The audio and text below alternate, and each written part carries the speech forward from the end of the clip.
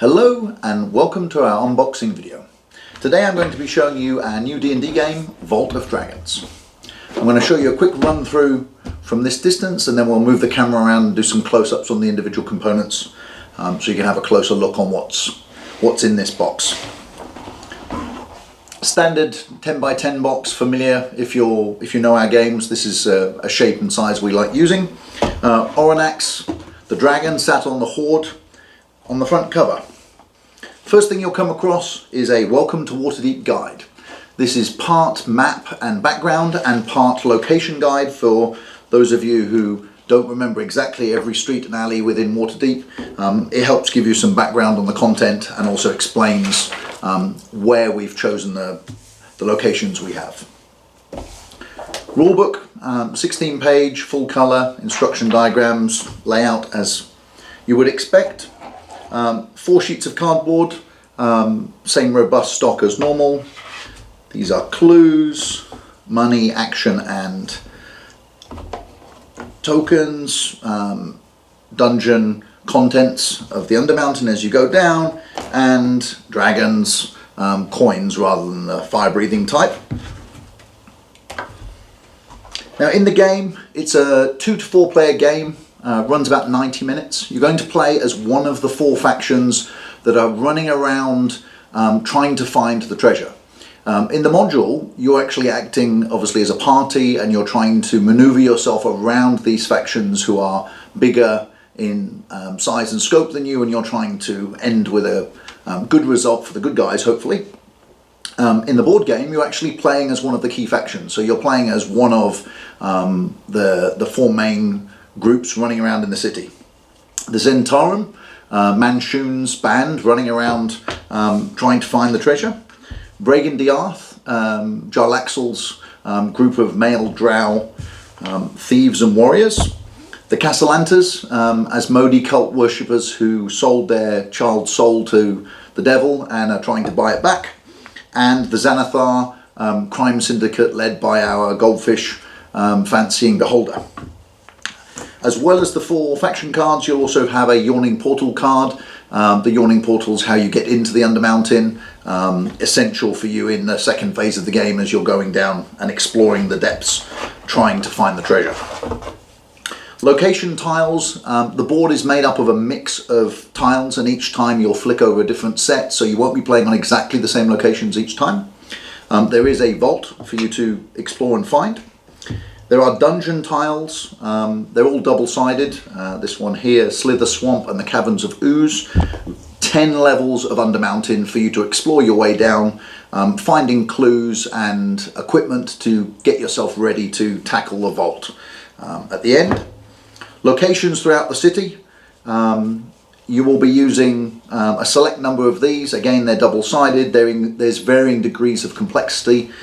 There's a nice little symbol, dragon symbol on the starting set. So your first time round, we recommend how you lay out the board, but then you'll be able to just draw locations and lay out the board to play.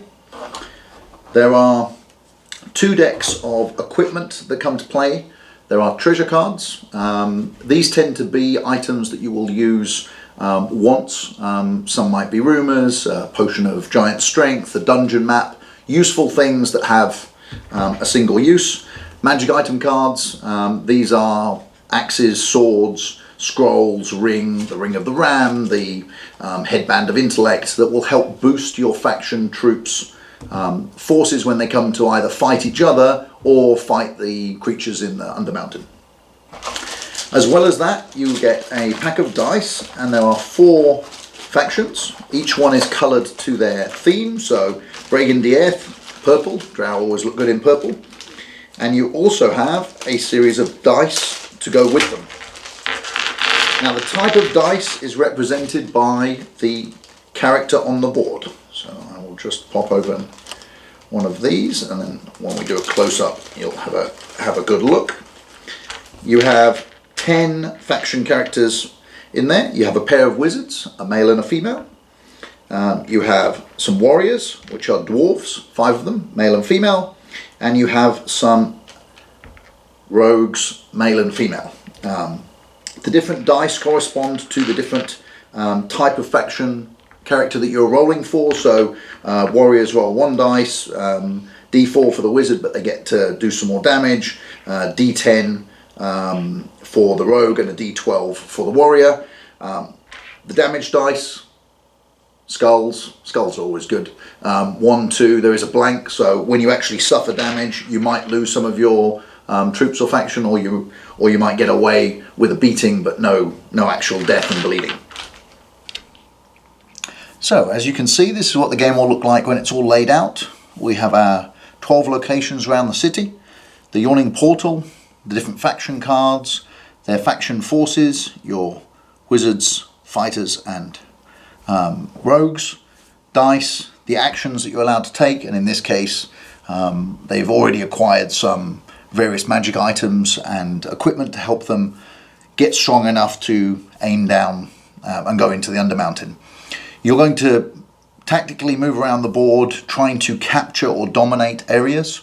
You will be fighting over areas, and then the area will give you the ability to take some rewards, whether it's money or clues, or do some trading, take a casualty for a magic item, better preparing you for when you tackle the level of the dungeon. Dungeon tiles have a reward, a score that you need to roll over, which those of you already paying attention, a d12 is the highest dice you can roll, so obviously a 13 plus requires some form of magic item or equipment to help you get over that line.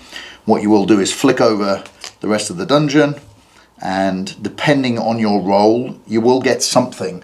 Not every encounter ends with a perfect kill and you get all the loot, but normally you're going to get some loot, so depending on how you go, how you fare through the encounter, you will come out with at least something.